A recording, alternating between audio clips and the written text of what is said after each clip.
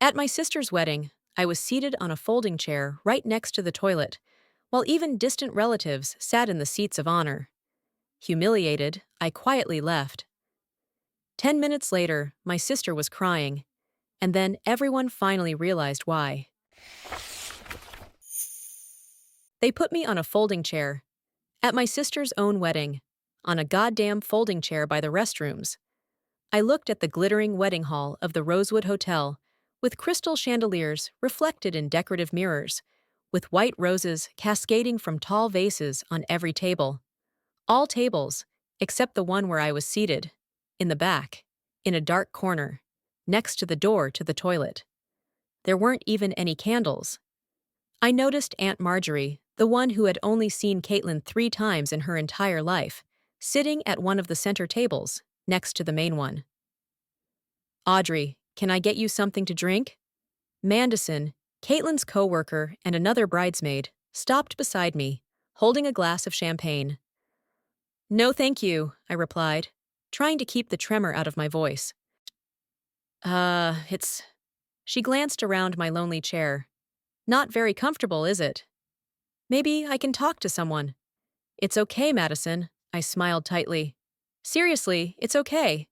She nodded and walked away, casting sympathetic glances over her shoulder. I sat alone, wearing a pale pink bridesmaid's dress, holding a bouquet of white lilies that seemed to weigh a ton.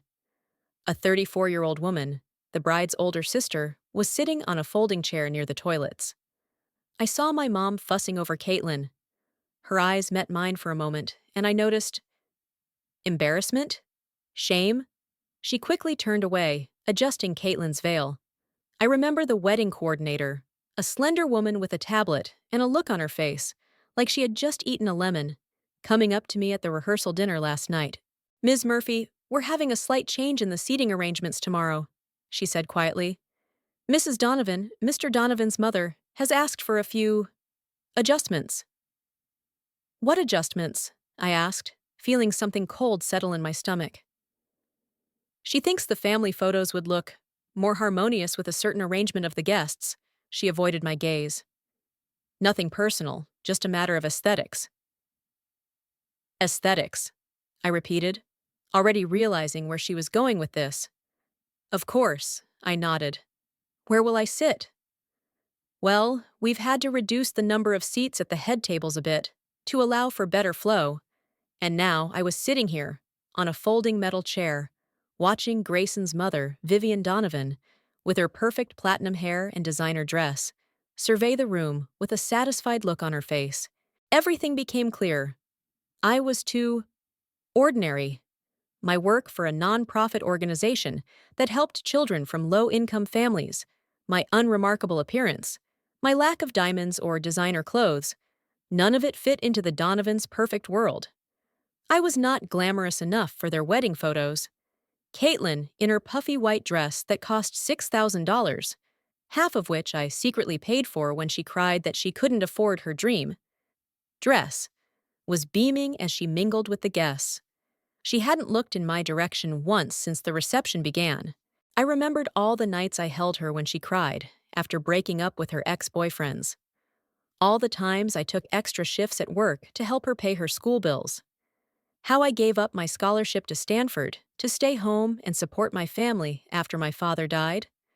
How I gave up all the savings I had set aside for our honeymoon to help Caitlin and Grayson with their down payment on a house gift no one even knew they were getting. And the result was a folding chair by the restrooms. Something inside me broke. Quietly, silently, like a branch under the snow. I carefully put the bouquet on the chair and stood up. No one noticed. I walked past the tables of gifts, past the groups of guests laughing and talking. There was a large trash can near the exit from the banquet hall. I stopped, took a small envelope out of my purse, my wedding gift for Caitlin and Grayson, a check for $1,000 that I couldn't really afford, and slowly tore it into small pieces that flew into the trash. Walking through the hotel lobby, I noticed a glass door leading to the garden. I stepped out into the fresh air and took a deep breath. It was wrong to leave my sister's wedding. But for the first time in years, I did something for myself. I pulled out my phone and opened a message from Finn, my ex-fiancé, sent a week ago. Audrey, you are a wonderful person, but I can't be second best to your sister anymore. I'm returning the ring. I hope you find your own happiness someday. Then I cried for hours. Now I felt only emptiness. Audrey? I turned around and saw my mom standing at the door. What are you doing here? Caitlin's looking for you for the family photos. Dash, dash. Really, question mark, I couldn't help but laugh bitterly. And I thought I was the one they didn't want in the photos. That's why they put me 1,000 kilometers away from everyone, near the toilets. Mom turned pale. It's just a misunderstanding with the seats. Mom, that's enough, I said tiredly. The Donovans need the perfect family for their perfect son. And I don't fit their standards. Audrey, please, she said, her voice pleading. This is not the time. It's Caitlin's day. Every day is Caitlin's day, I answered quietly. I'm going home, Mom. Don't do this. You'll ruin her wedding. You know what ruined my engagement? The fact that I used Finn's and my life savings to buy Caitlin's house. He left me a week ago, but I didn't tell anyone so as not to ruin the wedding preparations. Mom stepped back, shocked. What? Finn left? You gave them your life savings? Why didn't you say anything? I asked, feeling the first tears start to flow down my cheeks. Or would you have told me to be reasonable, to be a good big sister, to support Caitlin? I shook my head and walked to the taxi stand. Mom did not follow me. 10 minutes later, while sitting in the taxi, I received a flurry of messages. From my mom, from my bridesmaids, even from Uncle Bob, whom I had seen maybe 5 times in my life. Everyone was asking where I was. And then I got a voicemail from Mandison. Audrey, something strange is happening here. Caitlin started crying right in the middle of the toast. She says you paid for half the wedding and that you're the reason her dress is so beautiful, and that you gave your life savings for their house? People look shocked, especially the Donovans. What's going on? I turned off the phone and told the taxi driver to change the address. I didn't want to go back to my empty apartment. Instead, I asked him to take me to the city park. There, among the trees and flowers, far away from the wedding chaos, I finally allowed myself to cry for real. When the taxi driver stopped at the entrance to the park, I noticed a young couple sitting on a bench. They were holding hands and laughing, leaning against each other. Finn and I used to do the same thing. Before Caitlin's needs put my plans on hold again. Sorry to bother you, but we're here. The taxi driver's voice snapped me out of my reverie. I paid, leaving a generous tip, one of the few luxuries I could afford, and got out. The evening air was warm, filled with the scent of flowers. Music was playing somewhere. Perhaps another wedding party was in progress at another restaurant. I found an empty bench and sat down. Taking out my phone, I finally decided to turn it on. 20 missed calls, 37 messages. What the hell was going on? The most recent message was from Grayson, Caitlin's fiancé. In the 5 years we've known each other, he's never written to me personally. Audrey, if you're reading this, please come back. I was unaware of your contribution to our wedding and our home. Caitlin is hysterical right now. My mother is extremely upset with her behavior. I didn't even know she moved you away from the head table. Please let me know where you are. This was followed by a message from Caitlin. Audrey, I messed up. Please forgive me. I know I don't deserve it, but please come back. I turned the phone off again. It was too late. Decades of self-sacrifice, and only when I finally left did they notice. And even now, they were not thinking about my feelings, but about how my absence had ruined a perfect wedding. I sat in the park until it got dark. Dew was beginning to settle on my expensive bridesmaid dress, the same dress that Caitlin insisted I buy, even though it cost almost half my monthly salary. All this time, I was just an extra in my sister's life. And today, for the first time, I decided to step off the stage. Maybe it's finally time to become the main character in my own life. I don't remember when I started living Caitlin's life instead of my own. Perhaps it happened on that rainy Tuesday when I was 14 and she was only 8. That day, my mom came home from the hospital, her eyes red with tears and her hands shaking as she gathered us in the living room. "Dad's not coming home," she said, her voice breaking on every word. His heart, it just stopped. Caitlin didn't understand at first. She asked when we would go to the hospital to see Daddy. When my mom burst into tears, unable to answer, I pulled my sister to me and whispered, "Daddy has gone to heaven, Katie, but I promise I will always be with you." From that day on, I became more than just a big sister. I became her protector, her support, her second mom. Our bedrooms were next to each other, and often at night, I would hear her sobbing into her pillow. Then I would quietly open the door, slip under her blanket, and hold her until she fell asleep. Sometimes I would tell her stories about how Dad was watching us from the stars, how proud he was of her every time she laughed. Mom started working 2 jobs. She would leave the house before we woke up, and often come back after we were already in bed. "You're such a good sister, Audrey," my mom would often say when she had the energy to speak. "I don't know what we would have done without you." I didn't feel like I was doing anything special. It seemed natural to protect Caitlin, to support her. She was so fragile, with big blue eyes that were often filled with tears, whereas I have always been more down to earth, practical. When I was in my last year of high school, something incredible happened. I received a letter about a full scholarship to Stanford. My English teacher, Mrs. Green, was crying when we opened the envelope in her office after school. "Audrey, this is going to change your life," she said, squeezing my hands. "You deserve this more than any of my students in 20 years of teaching." That night, I ran home, feeling like my heart was ready to jump out of my chest. I imagined telling my mom how we would celebrate together, how I might be the first in our family to graduate from university. But when I got home, I saw Caitlin sitting on the floor of her room, surrounded by torn photographs. She had found an old album of her dad's photos and was now sobbing, holding his sweater that her mom had kept in the closet. "I barely remember his face, Audrey," she sobbed. "How can I forget my dad?" I sat down on the floor next to her and pulled her close. "You're not forgetting him, Katie. He's here." I put my hand on her heart. "And here," I touched her temple. "In your smile, in the way your nose wrinkles when you laugh, just like him."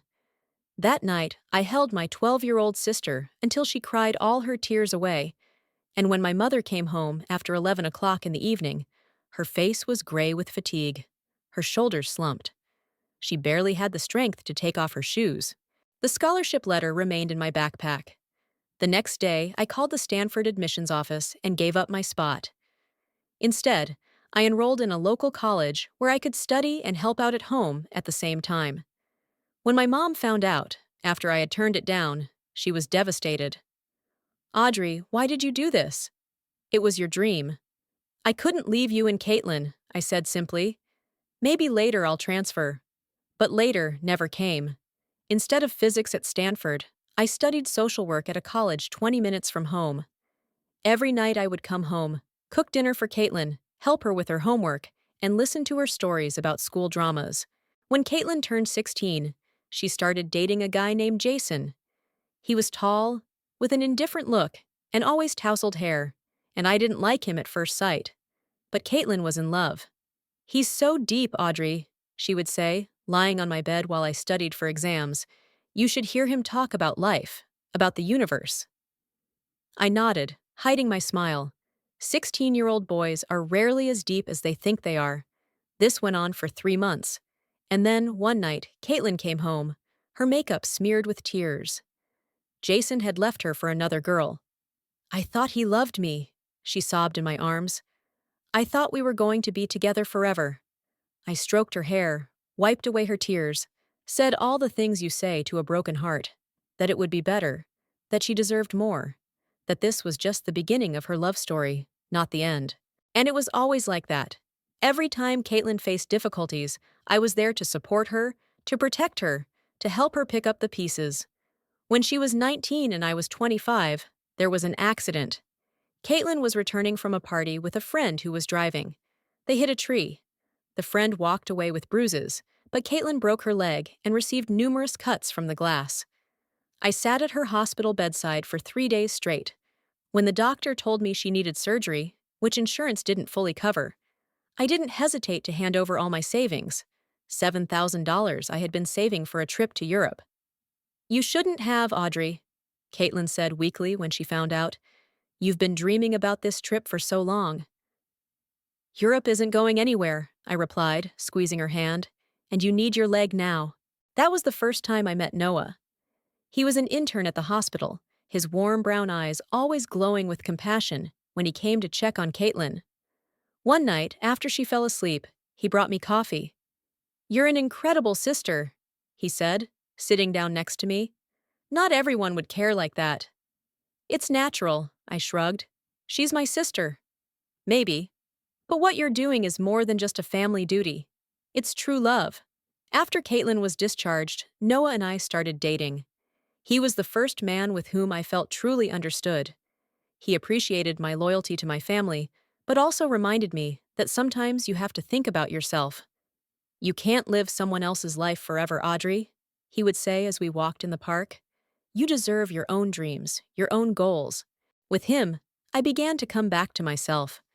We dreamed of a future together, of traveling to Europe together one day, of starting our own family. But then Caitlin was diagnosed with clinical depression. It happened during her second year of college. She stopped going to class, barely ate, and spent days in bed. I don't see the point, Audrey, she would whisper as I sat on the edge of her bed trying to get her to eat something. Sometimes I think it would have been better if I had been in that accident alone and just didn't survive. These words broke my heart. I took a vacation from work to be with her all the time. I took her to a psychotherapist, made sure she took her medication, cooked her favorite dishes, even though she hardly touched them. It was then that Noah received an offer for a residency in Chicago, an opportunity he had dreamed of. Come with me, he suggested one evening. You won't have to work while I study. You can finally do what you want to do. I stared at him, feeling my heart break. I can't, Noah. Not right now. Caitlin, she's on the edge of a cliff. I'm afraid of what she might do if I'm not there for her. He looked at me for a long time, his eyes filled with sadness and understanding. I knew you'd say that, he said quietly. I love you for your kindness, Audrey. But sometimes I wonder if you have any room left in you to love anyone other than Caitlin. That was the last time I saw Noah. He left for Chicago, and I stayed behind to hold Caitlin's hand as she worked through her depression. Years passed. Caitlin gradually got better. She graduated from college, found a job at a marketing firm, and started dating different men. And I stayed by her side, always ready to support her when another relationship ended, when problems arose at work, when life became too hard. And then, when I was 32, I met Finn. He was an architect, working on the renovation of the building that housed our center for children from low-income families.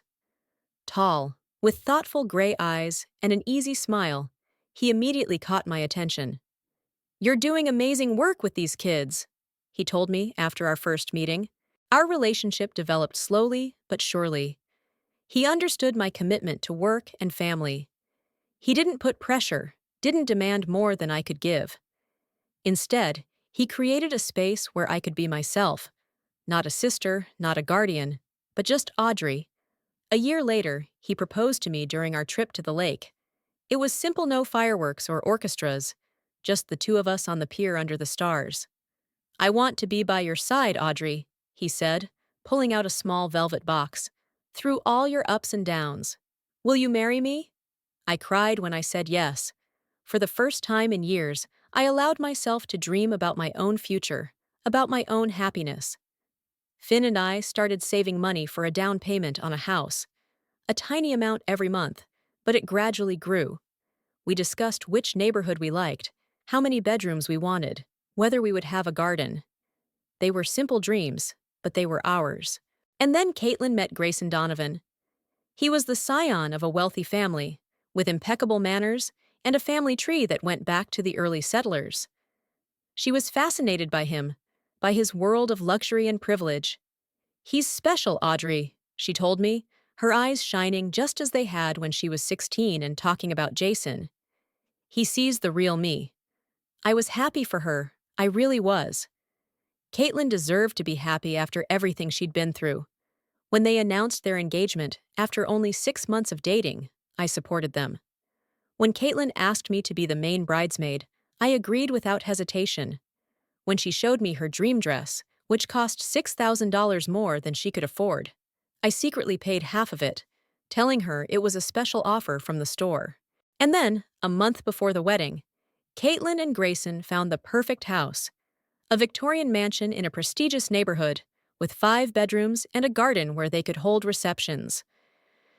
"It's perfect, Audrey," Caitlin said enthusiastically, showing me pictures. "Grayson's parents think we should do it ourselves to learn responsibility, and we don't have that kind of money." I looked at her face, so happy, so full of hope, and felt something inside me give up. "How much do you need?" I asked. 20,000, she sighed. "That's an incredible amount. I guess I'll have to wait." 20,000.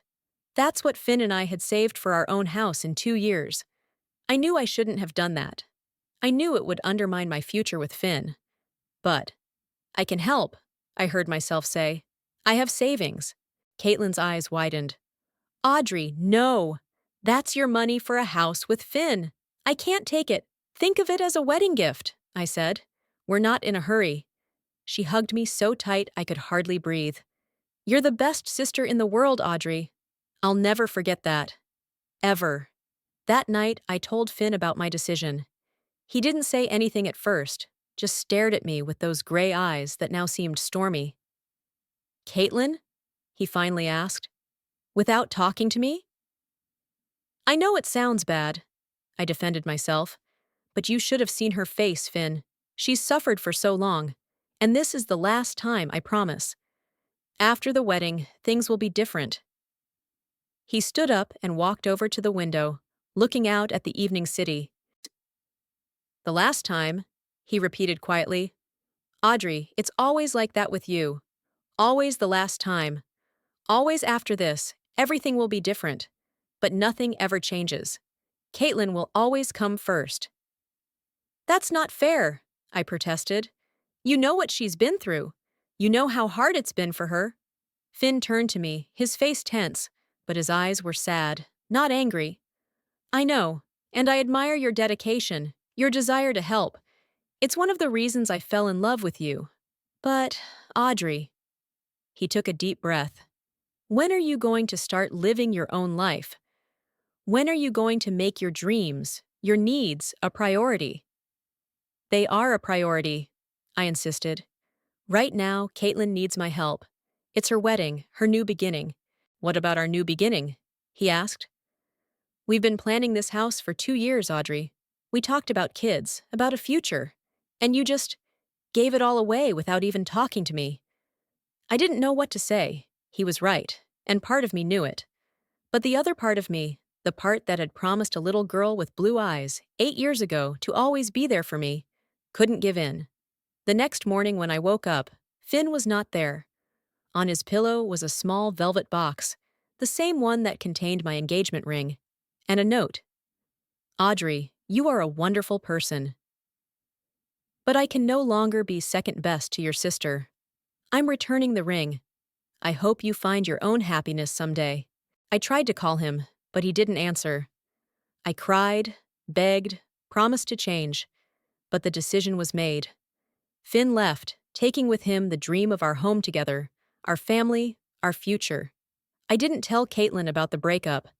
I didn't want to spoil her happiness on the eve of her wedding. Instead, I smiled at the dress fittings, at the wedding cake tasting, at all those endless meetings with the organizers and florists. I was the perfect big sister, the perfect maid of honor. And now, a week after Finn left, I was sitting on a folding chair near the restrooms at Caitlin's wedding, finally realizing the bitter truth. I had lived in my sister's shadow for so long that I had forgotten what sunlight looked like. I didn't go back to the wedding that night. Instead, I took a taxi home, taking off my bridesmaid's dress as if I were shedding someone else's skin. Wrapped in an old blanket, I sat on the balcony of my apartment all night, looking out at the city, which was shining with lights. My phone kept vibrating, but I ignored it. I needed silence. Real silence. Without other people's demands and expectations. It was only in the morning, when the first rays of the sun touched my skin, that I finally looked at the messages. 47 missed calls, 63 messages.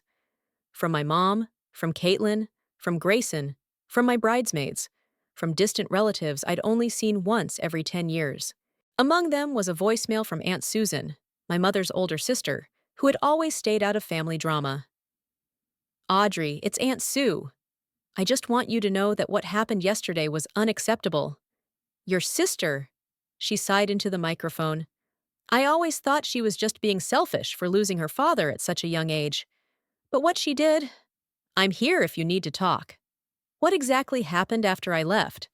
Mandison mentioned that Caitlin had started to cry, but she didn't give me any details. I decided to call her. Audrey? Oh my God, are you okay? She sounded genuinely concerned. Yeah, I'm home. I just needed some time alone, I answered, rubbing my tired eyes. What happened after I left? Madison was silent for a second, as if hesitating. It was intense. When your mom came back and told Caitlin you'd left, she was angry at first. But then, when Grayson's toast started, she suddenly started crying. She started to say that you paid for half of her dress, that without you, there would have been no wedding at all. My heart went out to her. It wasn't like Caitlin to acknowledge my contribution in public. And then she said something really strange, Mandison continued. Grayson's mom insisted that Audrey sit away from the head tables because she's too plain for wedding photos. And I agreed. I agreed to put my own sister by the restrooms. I closed my eyes, feeling something inside me clench painfully. I had suspected that Vivian Donovan had made the decision to put me there, but for Caitlin to go along with it, this was a new level of betrayal. What happened next? I asked, trying to keep my voice steady. Grayson looked shocked.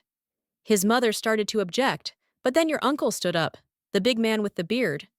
Uncle Bob, I said. He said he heard Vivian tell the coordinator that the sister in the cheap shoes should sit away from the center tables. And then Caitlin completely broke down. She said that you gave all your savings to her house, that she was the reason your fiancé left a week ago. My face lit up. I didn't want everyone to know about it. It was too personal, too painful. The party pretty much ended after that, Madison finished. Caitlin and Grayson left early. Half of the Donovans' guests left as well. It was complete chaos. After the call, I sat there staring into space. Part of me felt satisfied that the truth had finally come out. But most of me was just tired. Tired of the drama, of being a victim, of feeling like my life didn't belong to me. Over the next 2 days, I received calls and emails from family and friends expressing their support. Even Vivian Donovan sent a formal, cold message. My words were misunderstood. I apologize for any inconvenience. My mom came to see me on the 3rd day after the wedding. I let her in, but left her standing in the living room, not even offering her tea. Audrey, honey, she began, and I noticed new wrinkles around her eyes. I didn't know. About the money, about Finn, about where you were locked up. I swear I would never have let you do this if I had known. Really? I asked, my voice colder than I'd expected. What about Stanford? What about Noah? What about all those times you told me? Caitlin needs your support. Be a good big sister? Mom looked down and her shoulders slumped. I know I asked for a lot, maybe too much, but I always thought you did it because you wanted to, not because we made you. What choice did I have? I asked quietly. Caitlin was a child who had lost her father. If I hadn't taken responsibility, who would have?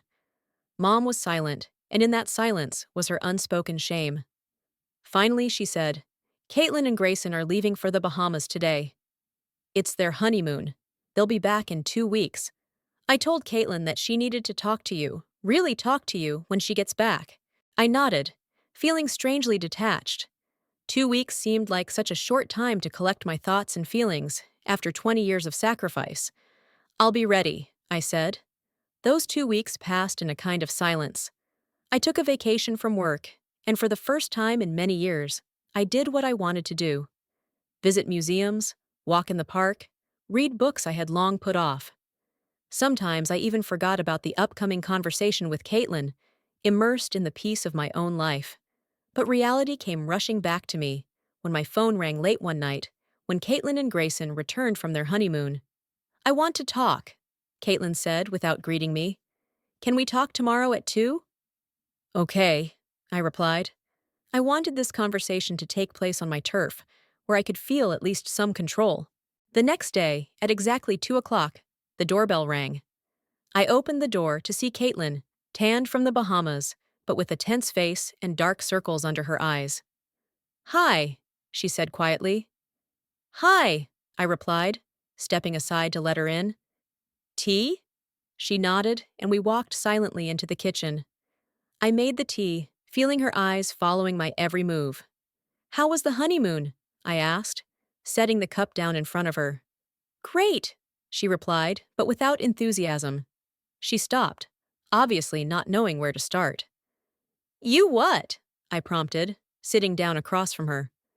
"I want to apologize," she said finally, "for letting you sit by the toilets, for not telling everyone about your help with the house, for not being there for you when Finn left."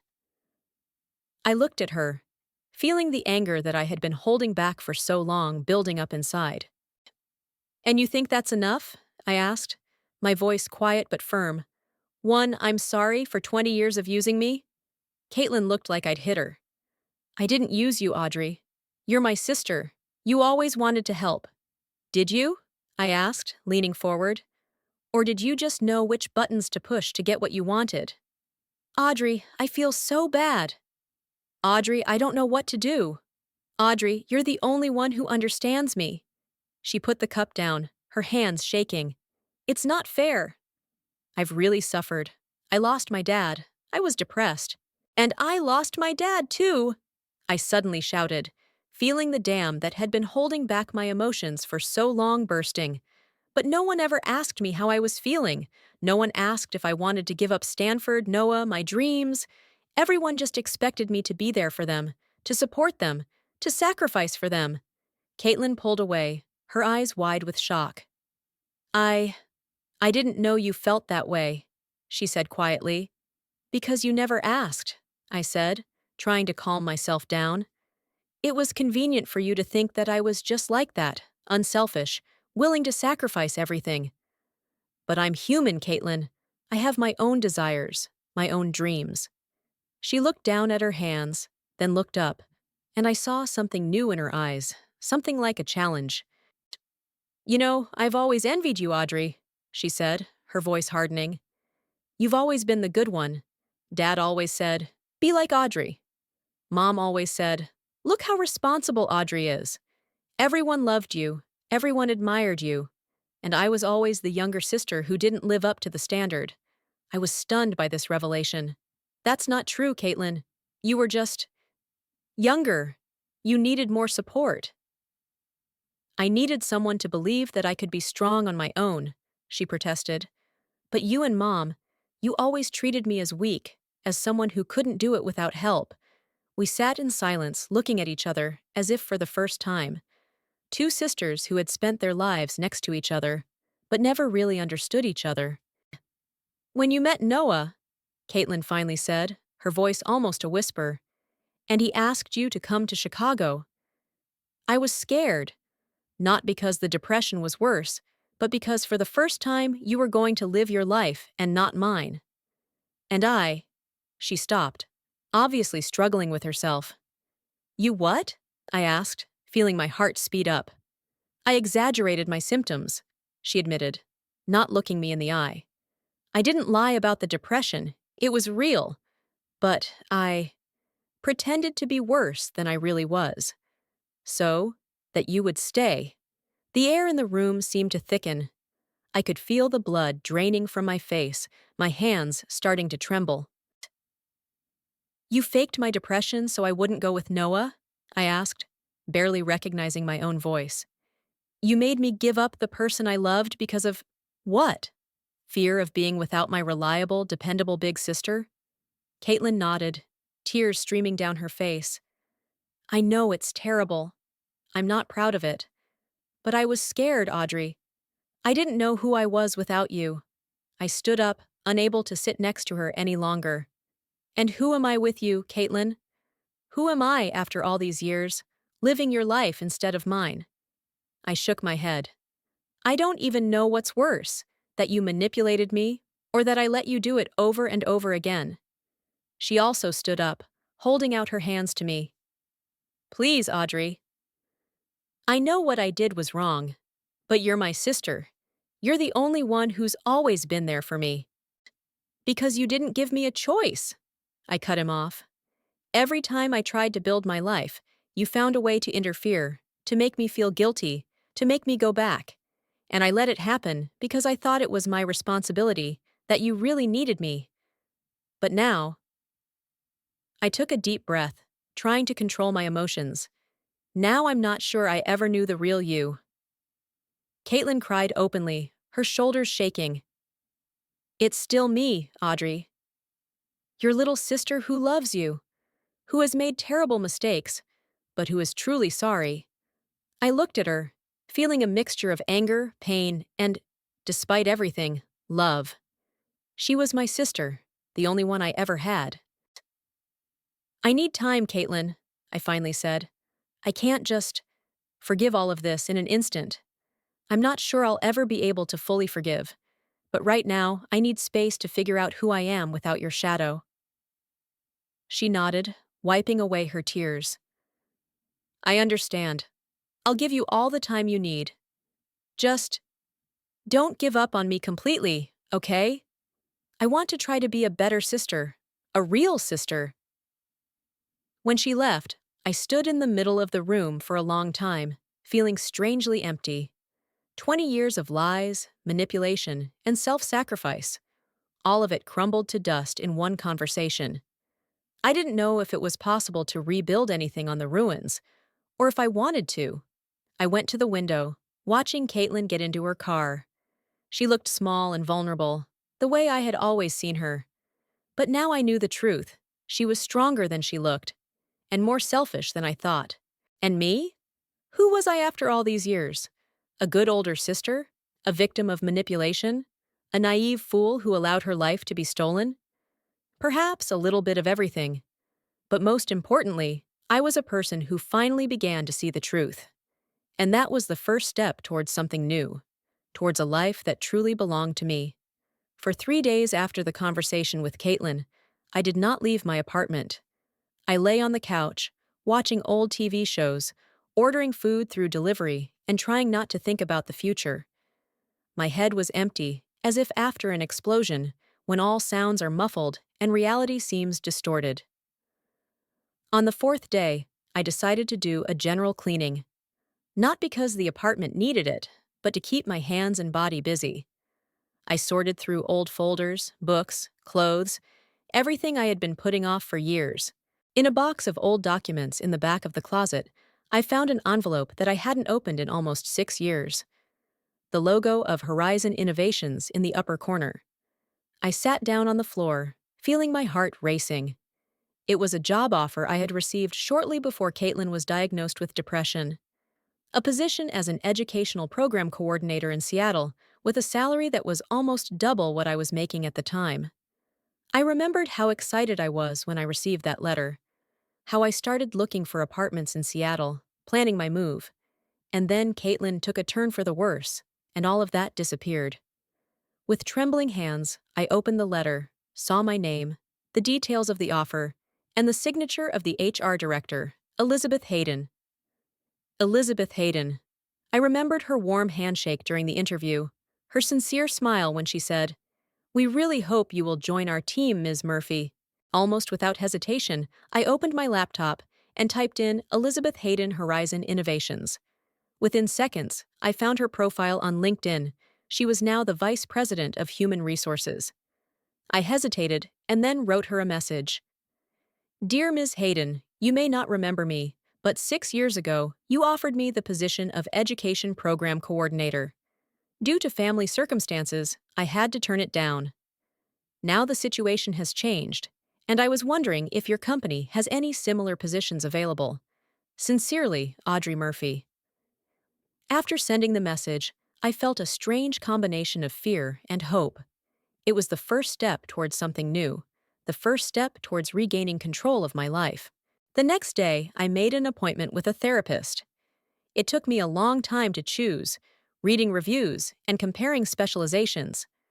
Finally, I decided on Dr. Morgan Kim, who specialized in codependency and family trauma. "Tell me what brought you here, Audrey," she asked during our first meeting, her voice soft but confident. I started talking and couldn't stop. I told her about my father, about Caitlin, about Stanford, about Noah, about Finn, about the wedding, about our last conversation. Dr. Kim listened attentively, nodding from time to time, but did not interrupt. "Have you ever heard of the concept of a lifeguard in family dynamics?" she asked when I finally stopped talking. "No," I replied, wiping away the tears that had been spontaneously flowing as I told the story. This is a role often taken on by a family member, especially in dysfunctional systems. The caregiver feels responsible for the emotional well-being of others, often at the expense of their own needs. Does this sound familiar? I nodded, feeling something inside me relax at the simple realization that what I was experiencing had a name, that I was not alone. On my way home from the session, I noticed my neighbor, Haley, struggling with grocery bags by the door. In the past, I would have just nodded and walked by, too busy thinking about other people's problems to make new connections. "Can I help?" I asked, coming closer. "Oh, that would be great," she replied gratefully. I took the 2 bags, and we entered her apartment together. She offered me tea as a thank you, and I accepted. Haley had been living in our building for over a year, but we rarely spoke to each other, only exchanging brief greetings in the hallway. "I noticed I haven't seen you for a few days," she said as she brewed the tea. "Is everything okay?" I hesitated, but then decided to be honest. "Not really. I'm going through a difficult period. Family, problems. I went through something similar last year. I ended my relationship with my mother after years of emotional abuse. Her honesty surprised me. "How did you do it?" I asked. "How did you set boundaries?" Haley smiled, but her eyes remained serious. "It's hard. With many tears, with a huge sense of guilt. But at some point, I realized that either I would live my life or continue to slowly die in her shadow." We talked until almost midnight. It turned out that Haley was not just a neighbor. She was a psychologist who specialized in trauma and unhealthy family relationships. She recommended books to me, shared her own experiences, and listened without judgment. From that evening, our friendship began to develop. Haley became my unofficial guide to the world of healthy relationships and personal boundaries. She didn't give advice unless I asked for it, but she was there to listen and support me. A week after I wrote to Elizabeth Hayden, I received a reply. "Dear Audrey, of course I remember you. Your resume was one of the strongest I've ever seen.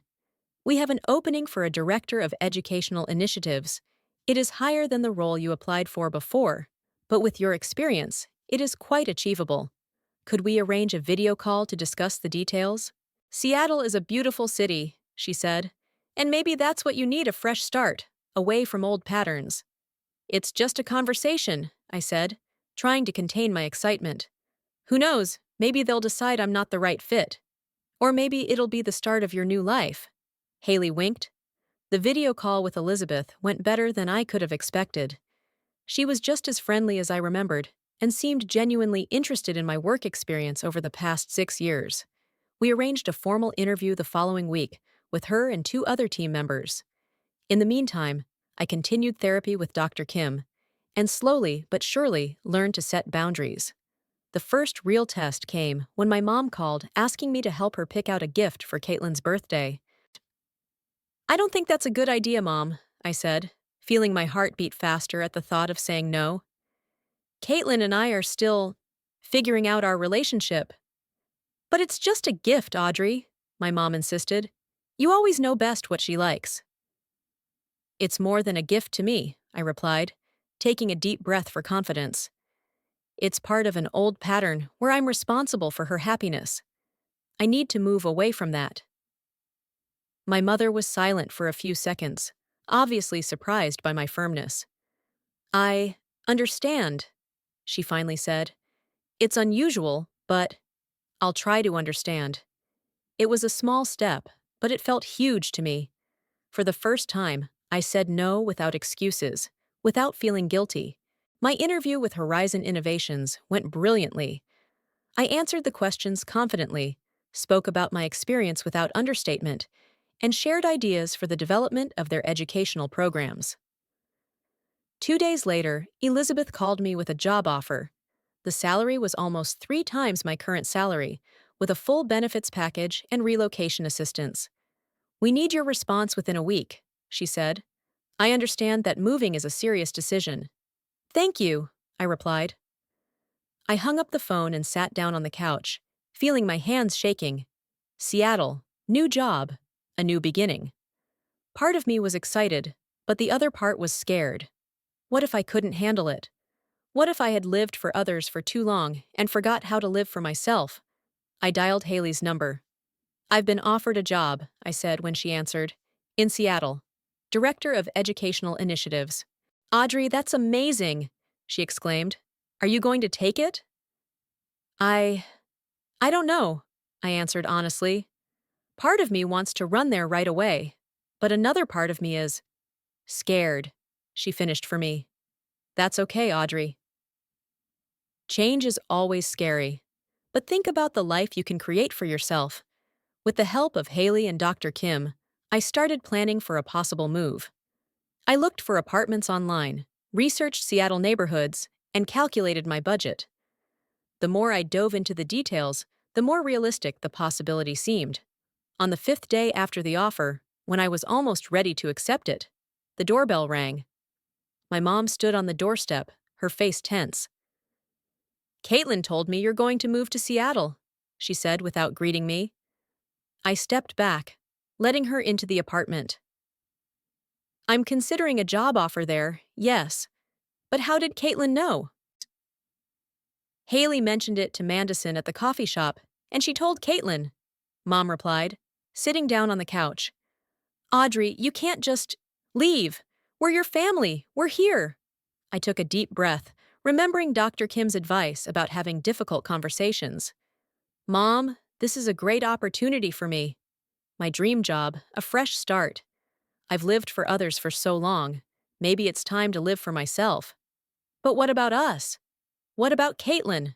My mom asked, her voice trembling. She's going through a difficult time right now. Vivian Donovan is treating her terribly. Grayson is always at work. She needs you. Mom, I said firmly, looking her straight in the eye. Caitlin has a husband. She has you. She has friends. She is a grown woman who can solve her own problems. I can't be her savior anymore. Mom looked like I had hit her. How can you be so cold? After everything we've been through together? It's not cold, Mom. It's common sense. I love Caitlin. I love you. But I also have a right to my own life. My mom looked at me for a long time, as if she was really seeing me for the first time.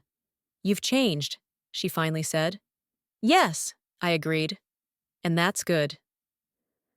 The next day, I called Elizabeth and accepted the offer. When I hung up the phone, I felt a strange combination of fear and joy. The way birds probably feel before their first flight. Christmas was approaching, the first one I planned to spend, not with my family, but with Haley and other friends. But my mother insisted on a traditional family dinner. Just for a few hours, Audrey, she pleaded over the phone. It's our last Christmas together before you move away. I agreed, but on the condition that it would be just a dinner no sleepover, no gift exchange, no old traditions that would plunge me back into the role of good daughter, good sister. When I arrived at my mother's house on Christmas Eve, Caitlin was already there, helping to set the table. She looked tired, dark circles under her eyes. Her smile didn't reach her eyes. Hi, she said quietly. Thanks for coming. Of course, I replied, taking off my coat. She shrugged her shoulders. Fine. And you? I heard you're moving to Seattle. Yeah, in January. I got a great job offer. That's That's good, Audrey. I'm happy for you. Dinner started off tense, but gradually the atmosphere became more relaxed. We talked about neutral topics, weather, movies, books. But when we got to dessert, my mom suddenly put down her glass and said, I want to raise a toast to our family, to forgiveness and a new beginning. She looked at me expressively, and I realized it was a hint. Mom, I said quietly but firmly, don't. Don't what? She asked with feigned surprise. I just want us all to move forward. I want you to forgive Caitlin before you leave. I want us to be a family again. I put down my fork, feeling the familiar tension build inside me. Forgiveness can't be demanded or forced, I said. It comes when you're ready. But Christmas is coming, my mom insisted. A time for peace and forgiveness. Caitlin apologized. She's sorry. Isn't that enough? No, Mom, it's not enough, I said calmly.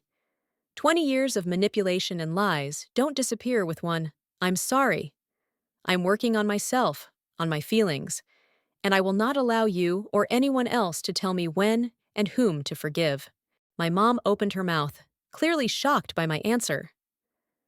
Caitlin looked up, and I noticed something new in her eyes, perhaps respect. Mom, Audrey's right, she said suddenly. I don't deserve to be automatically forgiven. What I did, it can't be fixed in a day. My mother looked from one daughter to the other, obviously unsure how to react to this new, unfamiliar scenario where her daughters spoke with confidence and honesty. I just want everything to be okay, she finally said, and I noticed a touch of old age and fatigue in her voice that I hadn't noticed before. It will be okay, Mom, I replied softly, and it will be different than before. After dinner, as I was getting ready to leave, Caitlin came out on the porch with me. How are things with Grayson? I asked, buttoning my coat. She hesitated. Not so good. His parents, they do everything they can to make me feel inferior. And Grayson doesn't take my side. He says I'm too sensitive, that I just have to be patient. I nodded, feeling a strange déjà vu. Do you know what Dr. Kim told me the other day? I asked. That we often repeat the same patterns in new relationships as we did in old ones. Maybe Grayson and his family are just a new version of an old dynamic. What do you mean? Think about it, I suggested, not wanting to go too deeply into it. And maybe you should talk to a therapist? It helped me a lot.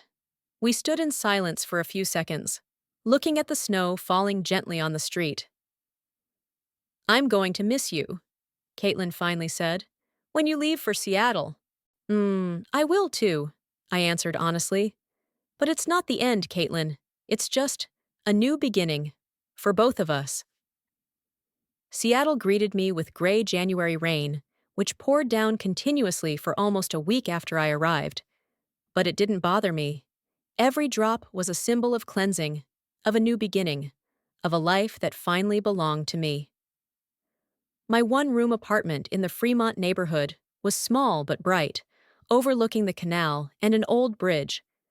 The first few days, I just sat by the window, watching the boats, the people with umbrellas, the new rhythm of life that was now mine. Horizon Innovations was exactly as I remembered it, progressive, dynamic, and full of people who believed in the power of education to change lives. Elizabeth introduced me to the team as a long-awaited addition, and I felt warmed by the thought that I had been remembered and waited for all these years. The first months were full of the usual difficulties of adaptation. New routes, new faces, new procedures at work. But for the first time in many years, I felt a real sense of satisfaction in overcoming these challenges. They were my own, not related to the needs or problems of anyone else.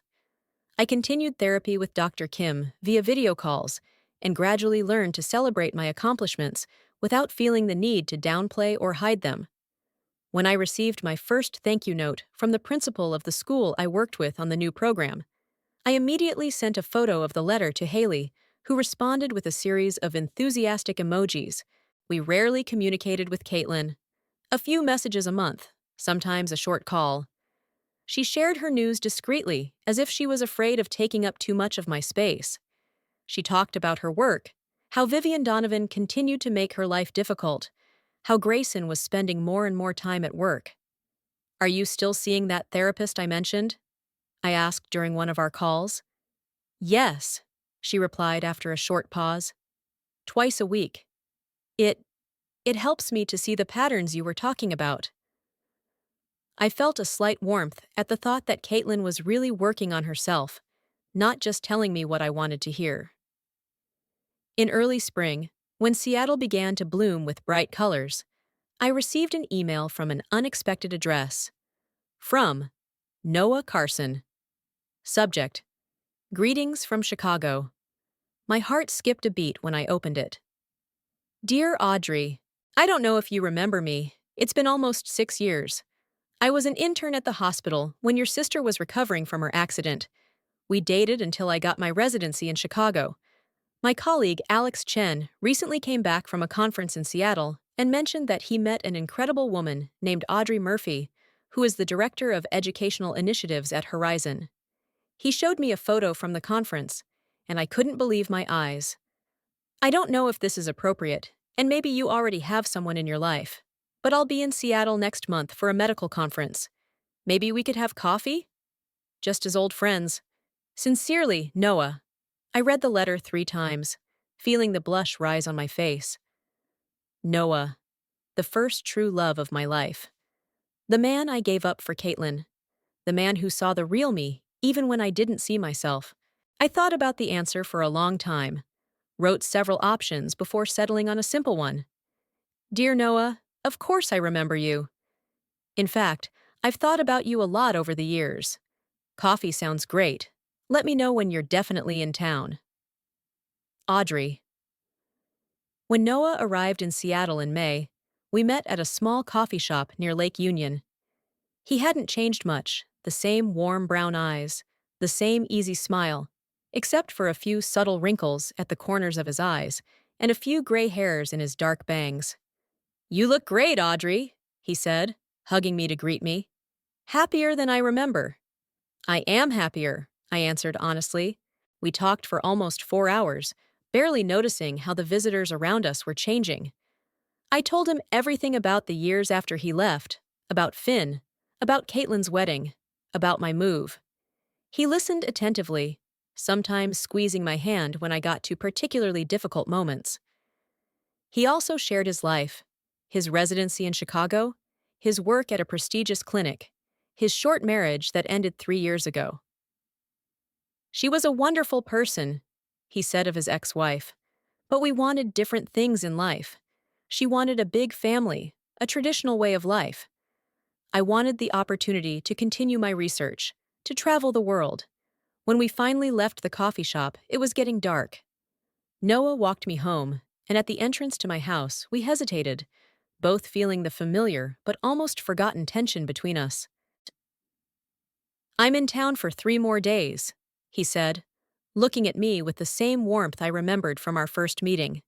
"Maybe dinner tomorrow?" I nodded, feeling something inside me open up like a flower after a long winter. The next 3 days were like a dream. We walked along the coast, had lunch in cozy restaurants, and talked about everything. On the third evening, when he had to return to Chicago the next morning, we stood on my balcony, looking at the city lights. "You know," he said quietly, "I have a job offer at Seattle Medical Center. The neurology department is looking for a head." I turned to him, feeling my heart begin to beat faster. "And what do you think about this offer?" "I used to hesitate," he answered, looking me straight in the eye.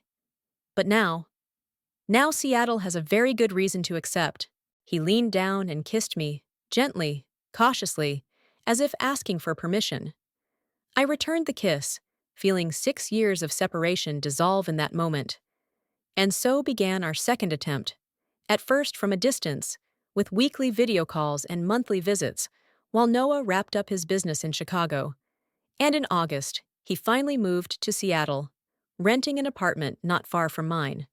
We decided to take it slow, to give ourselves time to rediscover each other before taking the next step. Just when my new life was finally coming together, Caitlin showed up on my doorstep. It was a rainy evening in mid-September. I was preparing dinner for Noah and me when the doorbell rang.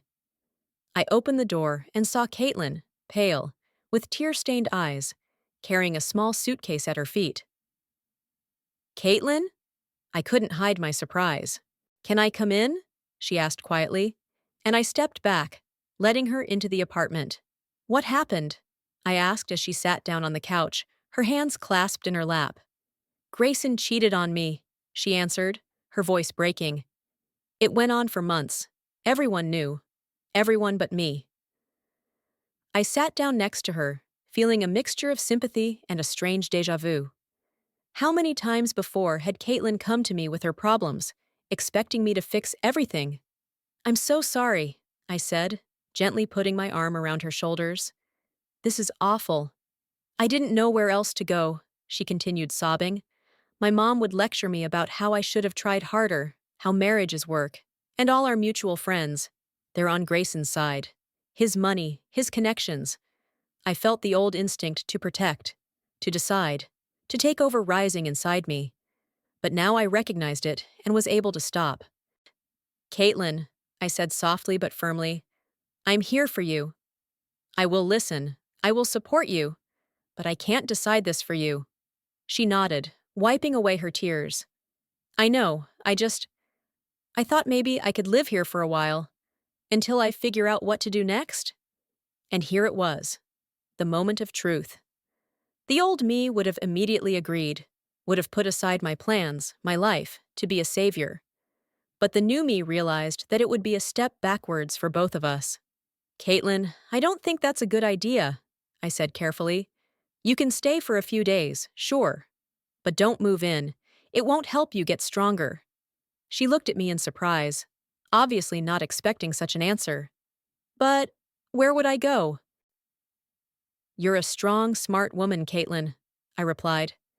"You can go back and find your own apartment, or stay in a hotel while you look, or even go away for a while to think things over. But starting over, hiding behind your older sister, that's not what you need right now." At that moment, Noah walked into the kitchen, whom I had completely forgotten to warn about the unexpected guest. "Oh, I'm sorry, I didn't realize we had company," he said, stopping in the doorway. "Noah." She looked at me. "You and Noah?" "Yes," I said simply. "Of course," he nodded. "It's good to see you again, even under these circumstances." Caitlin looked from me to Noah, obviously trying to process this new development. I didn't know," she finally said. It just happened recently," I explained. "And to be honest, I wasn't sure I was ready to share it with you. We're still working on our relationship." Noah tactfully offered to make tea and left us alone. Caitlin looked at her hands, obviously struggling with her thoughts. "Were you afraid I was going to try to mess things up again?" she finally asked quietly. I sighed. "I wasn't, Caitlin. It's just, I'm learning to put my needs first, and part of that is deciding when and how to share my personal life." She nodded, and I saw an understanding in her eyes that I hadn't noticed before. "You've changed, Audrey. In a good way. You're not trying to save everyone anymore." "I'm trying to find a balance," I explained. "To be a sister, but not a savior." We talked late into the night. Caitlin told me about her marriage, which began to fall apart almost immediately after the wedding, about how Vivian Donovan criticized everything from her clothes to her manners. "My therapist says that I was looking for the same thing in Grayson that I had in our relationship," she admitted. "Someone who would make me the center of the universe, who would sacrifice everything for me. But in the real world, it doesn't work like that. At least, it shouldn't." I nodded, amazed at her insight. That's a very profound realization, Caitlin." "I've been working on myself a lot," she said, smiling weakly. Not always successfully, as you can see, but I'm trying. Caitlin stayed with us that night. The next morning at breakfast, she announced her decision. I booked a hotel in the center for a week, and she called her friend Lauren. Remember her? She moved to Portland a few years ago. She said I could stay in her guest room until I decided what to do next. That sounds like a good plan, I said approvingly. Noah, who was sitting next to me, squeezed my hand under the table, a gesture of support and pride. When it came time to say goodbye, Caitlin hugged me tighter than usual. "Thank you for not rescuing me this time," she whispered. "I need this, to learn to stand on my own 2 feet." "You're stronger than you think," I replied. "It's just that none of us have ever seen it." October brought a golden autumn to Seattle and a new decision for Noah and me. We decided to look for a house together. Not too big, but with a garden and an office for each of us. We found the perfect option in the Mount Baker neighborhood. An old house with a green roof and apple trees in the yard. My new colleagues from Horizon, Noah's friends from the hospital, Haley, who flew in for a short visit, and of course, Caitlin came to the housewarming party we held at the end of November. She looked different, calmer, more confident. She had moved to Portland permanently, found a new job at a marketing agency, and was slowly rebuilding her life. "I filed for divorce," she said when we were alone in the kitchen for a minute. Grayson offered to try again, but I know it's not what I want. "I'm proud of you," I said sincerely. "These are not easy decisions." "I've learned a lot from you over the months," she replied, "watching you build your life on your own terms." We stood side by side, two sisters who finally saw each other for who they really were, not perfect, not victims, not saviors, but just people with their own strengths and weaknesses. In the middle of the party, my phone rang. It was my mom, and she sounded panicked. "Audrey, I'm having problems with the roof. It leaks after the rain, and the insurance company refuses to cover the repairs. I don't know what to do." In the past, I would have immediately started looking for flights home, canceled plans, and taken a vacation from work. But now I took a deep breath and calmly replied, "Mom, I'm sorry you're facing this problem. Let me find you the contacts of several reliable roofers in your neighborhood, and I can help you remotely with negotiations with the insurance company." "But Audrey, I can't do this alone," she said, her voice sounding familiarly manipulative. "Maybe you could come over this weekend." "I'm afraid not, Mom," I replied firmly but lovingly, "but I'll be in touch and help you find a solution." After the call, Noah came up to me, hugging me by the shoulders. "Is everything okay?" "Yes," I replied, feeling really calm. "I'm just learning to love from a distance without sacrificing myself." Later that evening, as the guests left, and Noah and I sat on the porch of our new home, stargazing, I felt a deep satisfaction. Not euphoria, not overwhelming happiness, but a quiet, confident feeling that I was finally in my place. "What are you thinking about?" Noah asked, intertwining his fingers with mine. "About how amazing everything has turned out," I answered. "If you'd asked me a year ago if all of this was possible, Seattle, my new job, you, a healthy relationship with Caitlin, I would have said it was fantastic. And now? Now I realize that the hardest part wasn't finding all of these things, but believing that I deserved them." Noah leaned down and kissed me, and in that kiss was the promise of a future, not perfect, not without problems, but a real one, a future that belonged to me. My phone vibrated in my pocket. A message from Caitlin. "Thank you for today. I'm so happy for you, for both of you, and for you and me, for learning to be real sisters." I smiled, feeling the last of the burden of the past disappear. Caitlin and I would always be sisters, always connected. But now that connection was healthy, based on mutual respect, not dependence. I said, "And I'm happy, for all of us." And it was true. Pure, simple, liberating truth.